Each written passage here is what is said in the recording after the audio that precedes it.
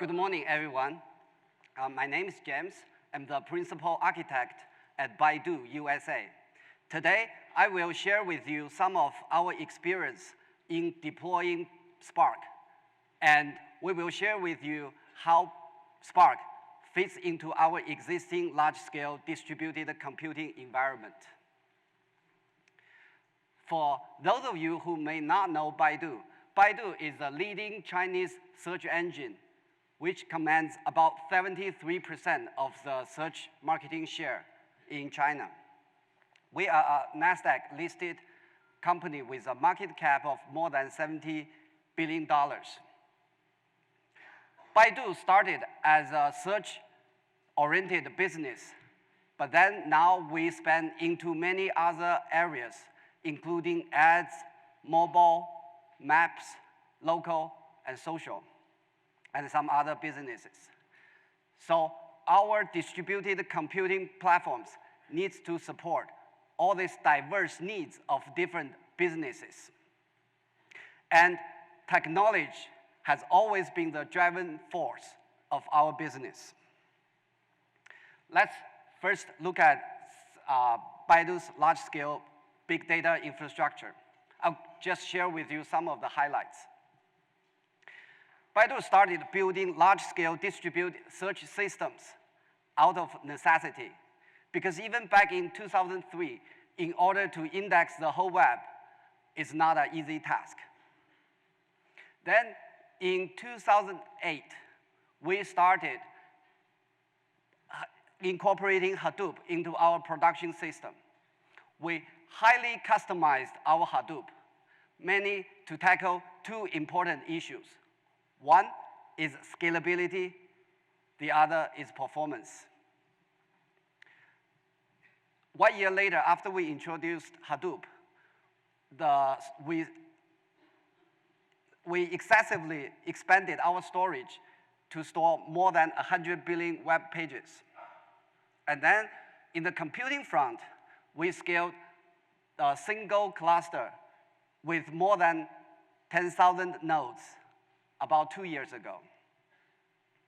We also use large-scale distributed computing to support machine learning, large-scale deep learning, and some of the large models that we used last year was already more than 100 billion features. In terms of the scalability, about a year ago, our daily jobs is already more than 1 million. And as I mentioned before, the largest clusters we have on our customized Hadoop cluster is more than 13,000 machines per cluster. Besides scalability, performance is really important for our business, because everybody knows we're running in the internet speed. The notable things we changed on the original Hadoop is we completely rewrote the shuffle. The traditional Hadoop shuffle, the data flow is essentially a pool model. The shuffle will read the mapper output from its local disk. This will incur a large amount of random disk seeks, and it's a performance bottleneck in the large-scale system. So we changed this data pool model into a push model, which significantly improved the performance. As a result, we attended the Indie Gray Sword competition last year, and we won the champion.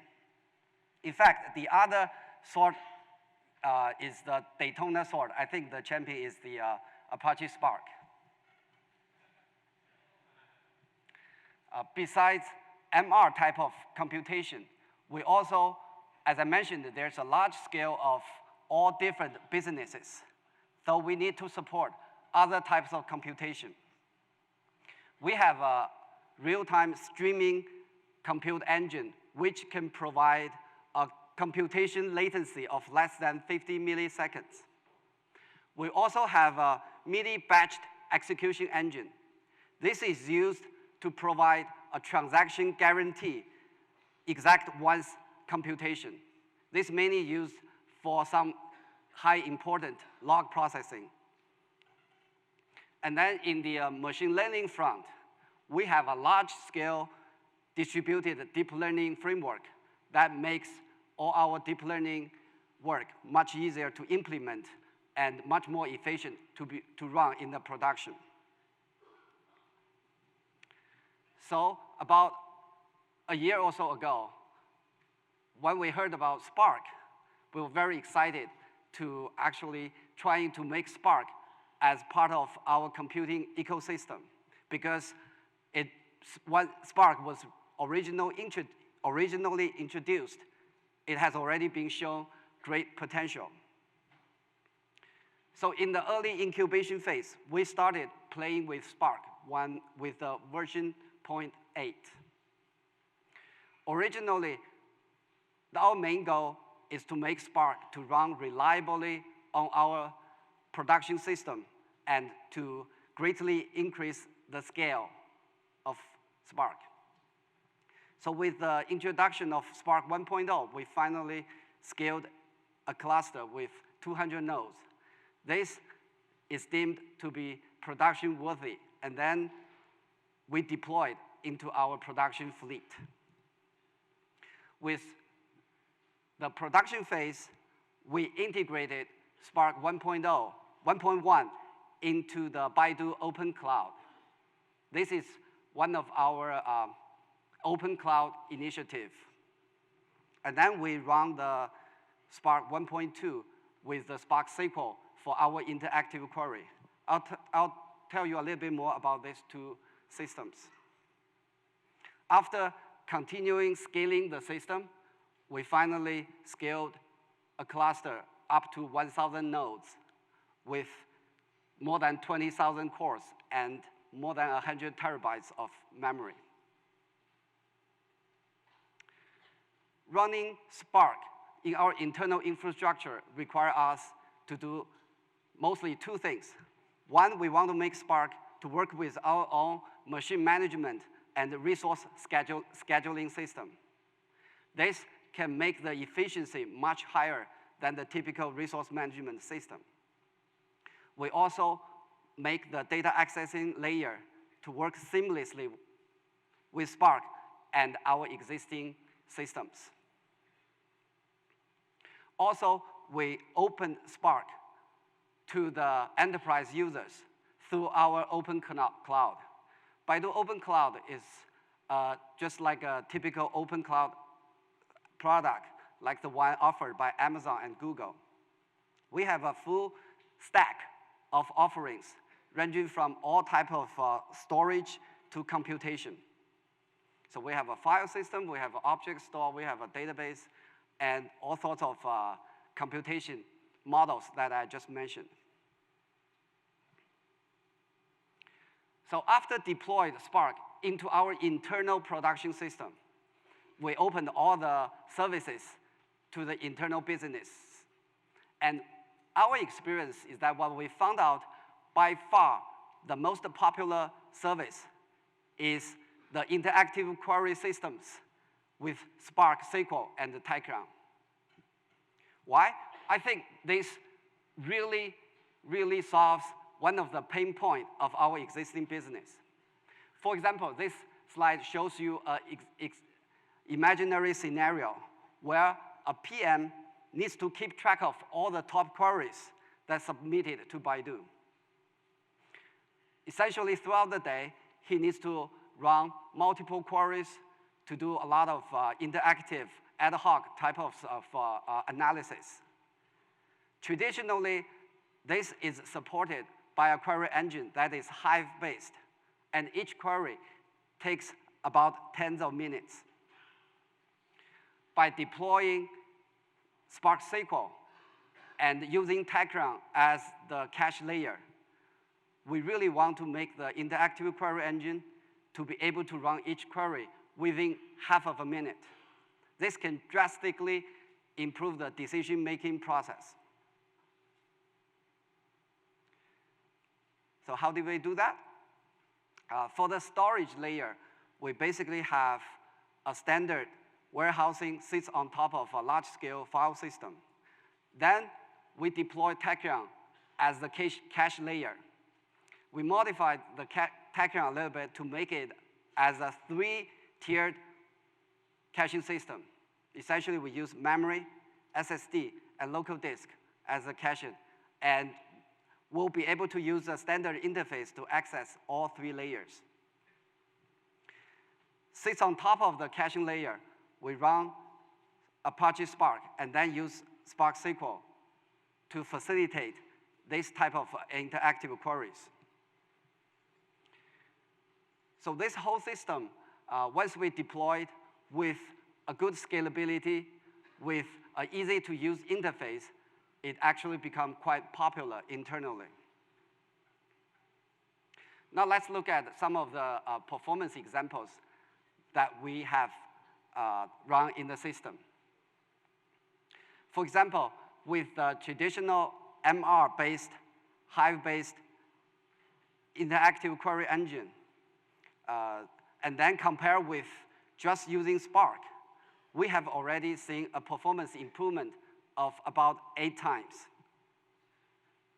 By deploying Tachyon as a caching layer, we can further improve the performance.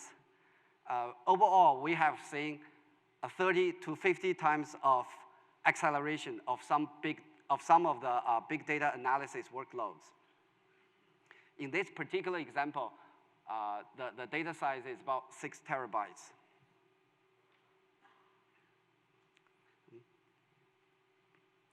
So in summary, we have seen a great potentials from Spark, and we have successfully integrated Spark into our existing distributed computing fleet. Our experience is that the Spark SQL is especially the most popular system that we want to use internally. But our ambition with Spark not ends with just SQL. We actually want it to be used for all our general computation. So far, we found out that for our large-scale batch throughput load, Spark's scalability is still not on par with the MR. For example, our MR clusters is already with 13,000 machines, compared with 1,000 nodes of Spark cluster. It's certainly not enough. And we found out that the main blocker for scalability is still the memory management. So we are actually very excited to find out the Project Tungsten is actually working with better memory management. With this better memory management, we hope to scale Spark to be even much larger scale. And then we are excited with projects like Catalyst to make the Spark SQL really works well with all types of load. I'll end my presentation with a little bit looking into the future. As I mentioned, we made Spark work well with our existing system. But for us, besides batch computation and streaming computation, most important and large-scale computation node is for machine learning. So we really want to make Spark on par or even better than our existing machine learning platforms.